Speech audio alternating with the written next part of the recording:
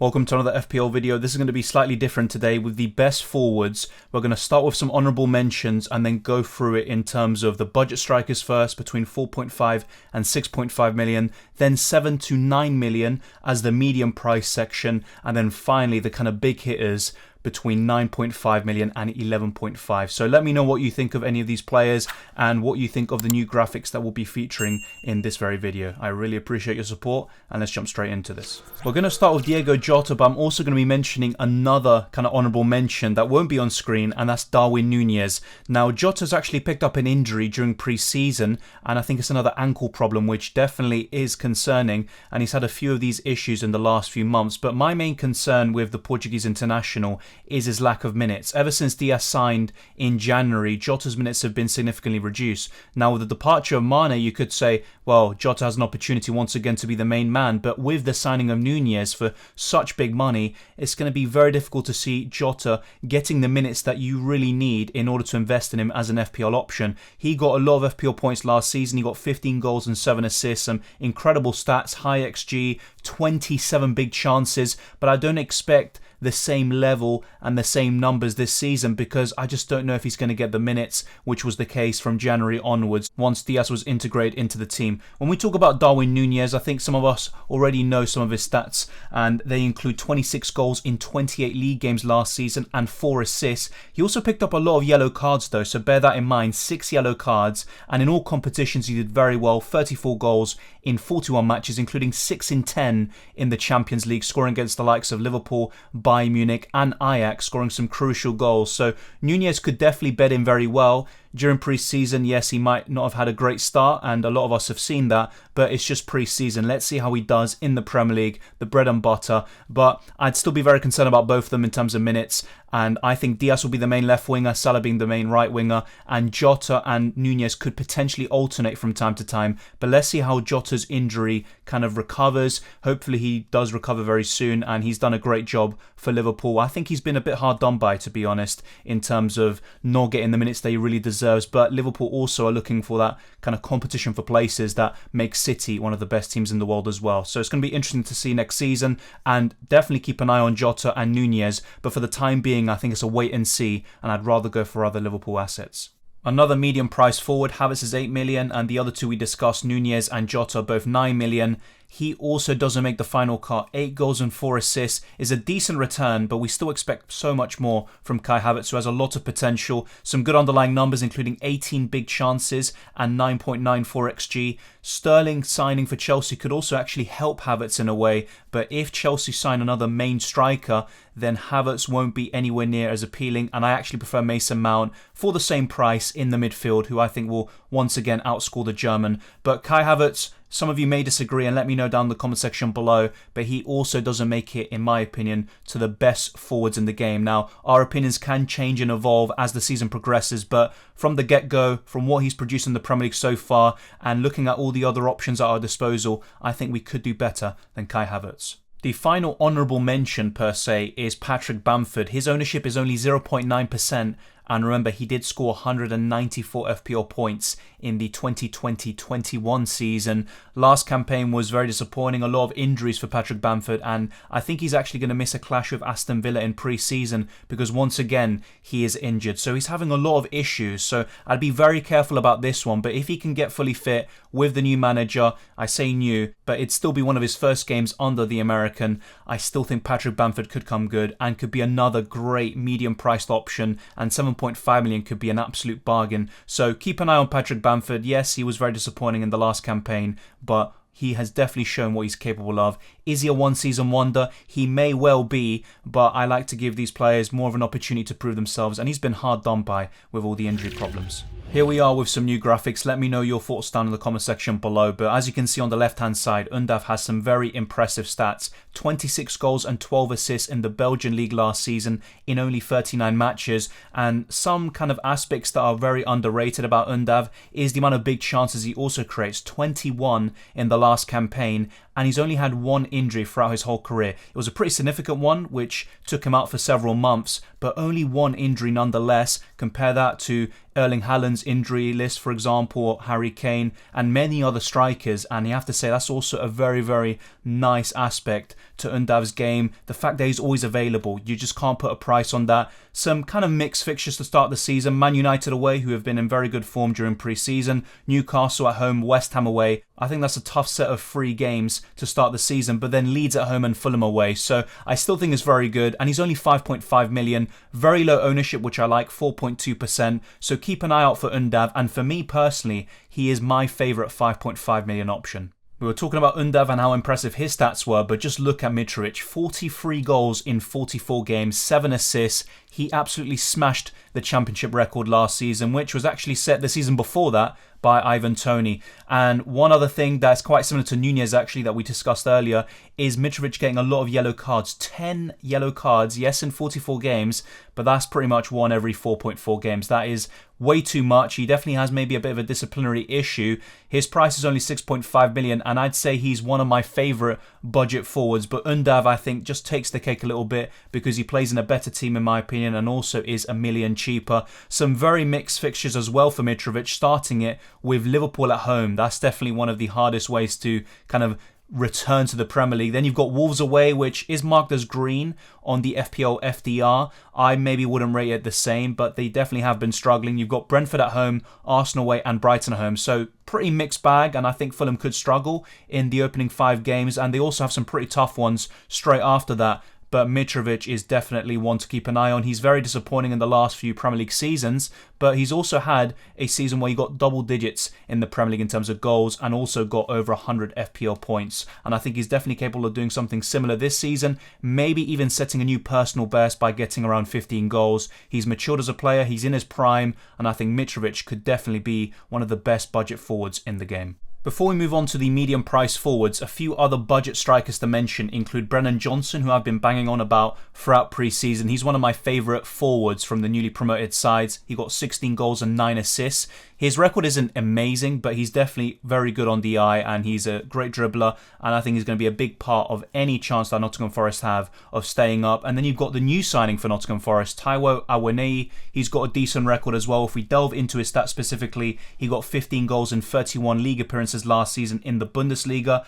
20 goals in 43 matches overall, as well as 5 assists. So decent numbers. He's only 6 million, so I would definitely recommend him, or at least keep an eye on him. But you look at Mitrovic, you've got Undav, who's also a very good goal scorer, and not to mention all the big hitters as well as medium price forwards we're going to discuss in this video. So I think it's just one to monitor for now, and then if he does a really good job, we can start to get some of these players in, like Brennan Johnson and Taiwo Awoniyi. And then that's pretty much it. That's all the kind of budget forwards that we're going to discuss today. Now let's move on to the medium price forwards, where we're going to have some more options and things are going to start spicing up a little bit more. The forgotten man, Ivan Toney. Yes, Christian Eriksen's move to Man United definitely makes Toney less appealing of an option, because most of his upturn in form was mainly down to Christian Eriksen and the impact he had on the creativity surrounding the whole Brentford team. But at 7 million, he's still one of my favourite options. He got 12 goals and 5 assists last season. He broke the championship record the season before that, until Mitrovic obviously smashed it the campaign after. His XGI is 21.11, which is incredible for someone who's now only 7 million,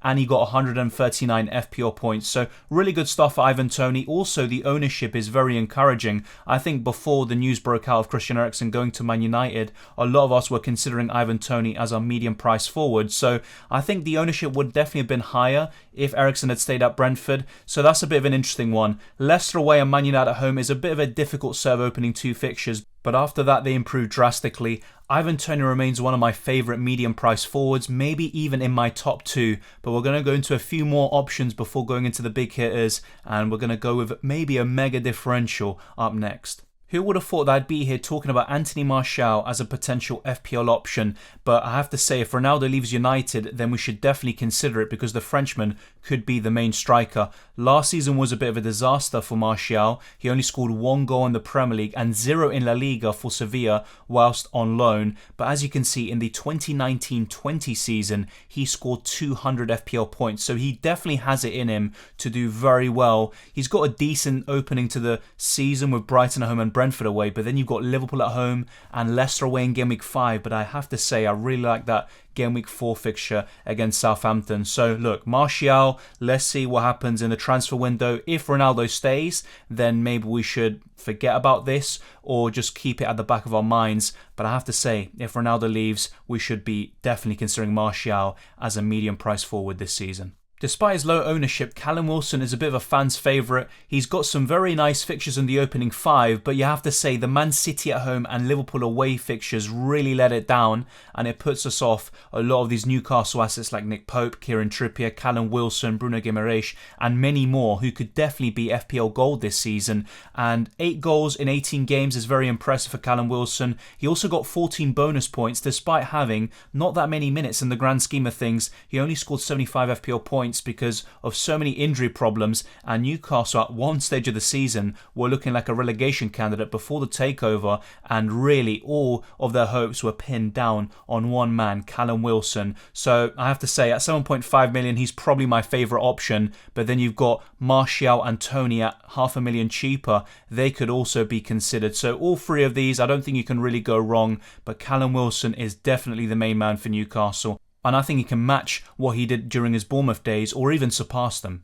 One of the biggest Premier League signings so far in this transfer window, Jesus is only 8 million, and being the starting striker for Arsenal, I think that could be insane value. And over 56% of you agree and have him already in your FPL teams. I don't currently have him in my draft, and if you want, check out my latest draft video as well as my original draft. They're completely different, and it's going to be very interesting to see how I kind of deviate away from those strategies and teams when we go into the team selection. But 8 goals and 8 assists for Gabriel Jesus. Very nice stuff in 28 games. But a lot of limited minutes, cameos off the bench, and not that many starts. 13 big chances is very good, and I'd expect him actually to have even more because he's going to be the main striker. Everything's going to go through him, and he's not going to be sharing minutes with many other forwards like he was at Manchester City. And he got 120 FPL points last season. I could see him outscoring that because he's going to be the main man now, and he's got some fantastic fixtures to kickstart the season. I don't consider Crystal Palace away for Arsenal anyway to be green on the FDR. That's going to be very tricky, but after that, I could see plenty of goals for Gabriel Jesus, or at least some good performances, and then maybe we can start seeing some goal output. But I have to say, Gabriel Jesus is definitely one of the best medium price forwards this season. We are now onto the big hitters. Jamie Vardy costs 9.5 million. He's also got some very tricky games, and I have to say, out of all the forwards that we discussed so far, he might arguably have the worst set of opening 5 games because he's got Arsenal away, Chelsea away, and Man United at home. Yes, it's no Liverpool or City like Newcastle do, but 3 tough games there for Jamie Vardy. But I have to say, I can see him scoring in all of those games, especially against Arsenal and Man United. His ownership is only 4.3%. He's always kind of overlooked, but he tends to start the season very well. 15 goals and 3 assists in only 25 games. Jamie Vardy still has it. 24 bonus points in limited minutes, 133 points overall, and he's got plenty of 200 plus FPL point seasons, and I have to say he's one of the best strikers of the last decade in the Premier League, and he always has to be considered in our FPL teams. But it's a bit tricky at his price point because with Harry Kane and Haaland this year, it's very tricky to make a case for going for Vardy over those two who play in better teams and also have better fixtures to start the season. But do not forget Jimmy Vardy, and another way of covering him and Leicester's attack is by going for James Maddison at only 8 million, but we can discuss him in a separate video. Ronaldo may not be a Man United player when Game Week 1 begins, but 10.5 million is definitely intriguing, and I think it's a justified price. I do like it. His ownership is only 4.7%. Will he be at United or maybe Chelsea, another Premier League club, or is he going to go abroad and not be in the Premier League or FPL altogether? It'll be definitely one to monitor as the season progresses and the transfer window. But 18 goals and 3 assists in a very dysfunctional United team is very impressive. 88 shots inside the box. His XG as well was absolutely ridiculous. A lot of big chances. His FPL points was 159, which once again was very impressive considering the circumstances, but not so much when you look at his price last season. But at 10.5 million, I think he could maybe justify his price tag a little bit more. But if you spend 1 million more, you can get Harry Kane and Haaland once again. So it makes Ronaldo and Vardy very tricky to go for. But It's just really one that we need to see which club he ends up at. But decent opening fixtures. Liverpool at home definitely puts me off, and same with Leicester away, but I could see goals there for United and Leicester in that fixture. What are you going to do about Ronaldo if he stays at United? And if he goes to Chelsea, does that make him more appealing of an option or not? I'd be very interested to see your thoughts. I have to say, I think I'd be a bit more tempted if he does go to Chelsea, but let's wait and see. It's all speculation at this point. And now let's go on to the two big names that I think we all know are going to appear in this video. Harry Kane is definitely very appealing with his ownership, only 17.5%, and he's got Southampton at home to kickstart the season. But then you look at that Chelsea away fixture in Game Week 2, whilst a certain somebody has Bournemouth at home, and you also have to think about the alternative captaincy options to Mohamed Salah, and maybe even Heung-min Son, to be fair. 17 goals and 11 assists is very impressive considering his very poor start to the season. His XG was 21.11, which is the exact same as Ivan Toney's XGI. So Harry Kane definitely has some very impressive stats all across the board. 192 FPL points, so he was the highest scoring forward last season. He's got West Ham away in Game Week 5 as well, but I could see him scoring in all of these games potentially. He does tend to start the season very poorly in August, but he's also had occasions where he's broken the mould and still scored regardless because he has that quality, and I have to say he's probably the best premium forward because we know he's Premier League proven. A certain somebody, yes, we all know who he's going to be, we're going to talk about him next, isn't, so it's going to be the big debate. Do we go for Harry Kane or the highly owned Erling Haaland? That's a question that I'm yet to decide for my own team, but I have to say, if you're asking me right now, pick one between Haaland and Kane, it probably has to be Erling Haaland, despite the fact that he's not Premier League proven. And I say this with Harry Kane in my current draft. I've tried to go a bit different. Yes, there might be some changes before Game Week 1 begins, but if you look at the fixtures, Haaland definitely has that in his favour. He does face West Ham away just like Harry Kane does in the opening 5, but he's also got Bournemouth at home, Newcastle away, Crystal Palace and Nottingham Forest, all to precede those fixtures. I do like that. His ownership is absolutely mental. That's one kind of downside for me. Yes, it does protect your rank, but you also don't gain too much by owning the Norwegian. 22 goals and 5 assists in 24 matches in the Bundesliga last season. Very impressive stuff. He averaged 3.3 shots per game, and actually Undav, who we talked about earlier, averaged 3.8 shots per game. So look, very different stuff when we go to the Premier League, but Erling Haaland for me is a goal-scoring machine. If he stays fit, I think he scores more goals than Harry Kane, but I think what separates the two of them is the assists, and despite the fact that Haaland actually has some decent creativity and assist numbers, I think Harry Kane is probably even better in that regard. He's a better passer of the ball, but it's going to be very tricky to separate the two of them. If you want to go a bit differential and gain rank, then Harry Kane might be your best bet. But then you look at Erling Haaland, he's a great captaincy option in Game Week 2 at home to Bournemouth compared to Harry Kane facing Chelsea away. So look, it's going to be very tricky to separate the two of them. They both have some very good opening fixtures. In the first 6 it's identical, but if you are looking to maybe save your wildcard for a little bit later, then Erling Haaland might be even better of an FPL forward to own because he has a great opening 10 game weeks to the season. And if I had to pick one, maybe Erling Haaland is it, and that's kind of my gut feeling throughout the whole pre-season. But injury problems is definitely something to be concerned about and to have at the back of our mind. Harry Kane also has his fair share of injury problems, but Erling Haaland even more so, especially in the recent campaign. Let me know your thoughts on the Haaland versus Kane debate. I'm still very torn about that one. It's pretty much 50-50, despite the fact that most people are going for Erling Haaland. But it's probably going to be one of those 50-50 decisions that makes or breaks our opening period of the new FPL season. But thank you very much for watching this video. If you enjoyed it or found it useful, be sure to smash the like button and subscribe if you're new. I really appreciate your support. Let's try to get this video to 200 likes. It really helps out in the algorithm, and you can follow me on Twitter and Instagram, DylanRCM, as well as become a Patreon or a channel member. The links are in the description below. The same goes for the Discord server and the FPL League. All of that stuff is there. So take care. I wish you all the very best during this summer break, and I'll see you next time.